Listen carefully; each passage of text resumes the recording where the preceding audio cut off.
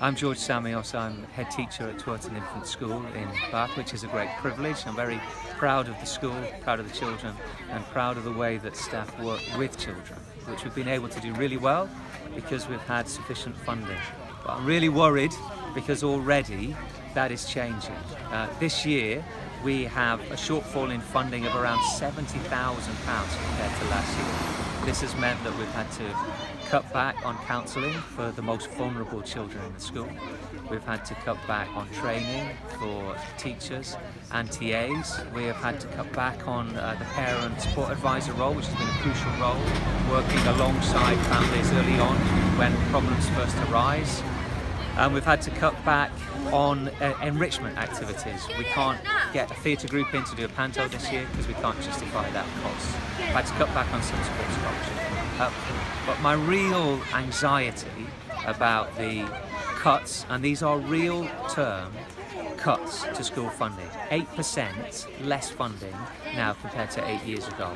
The IFS have proved that in a report recently, and that for us is £80,000 less in our budget.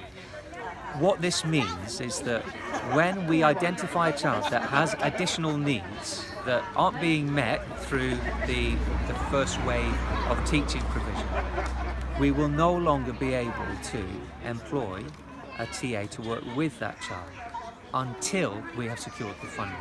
Now that process can take 6 months, and that's not a timescale that we set, that's just what the SEND process is.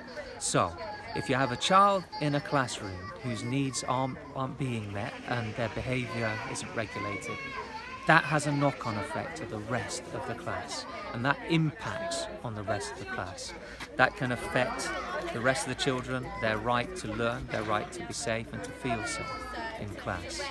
Now, in the short term, our staff will do everything that they possibly can. They're already at capacity, working beyond their contracted hours, beyond their job descriptions. In the short term, they will make sure that children's needs are met. But it is simply wrong to continue to underfund schools and to expect hard-working, stretched staff to do more with less resources. It is unfair, and it will have a consequence on those staff, on their mental health and on their well-being. Now for children whose needs aren't being met, inevitably that is going to lead to a rise in exclusions in schools, and in fact it's already happened.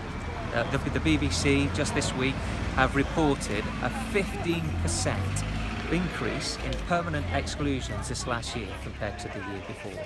That's 1,035 extra children in the last 12 months that were excluded permanently from schools than in the previous 12 months. That figure is only going to increase unless we can continue to intervene early and meet children's needs when they first arise.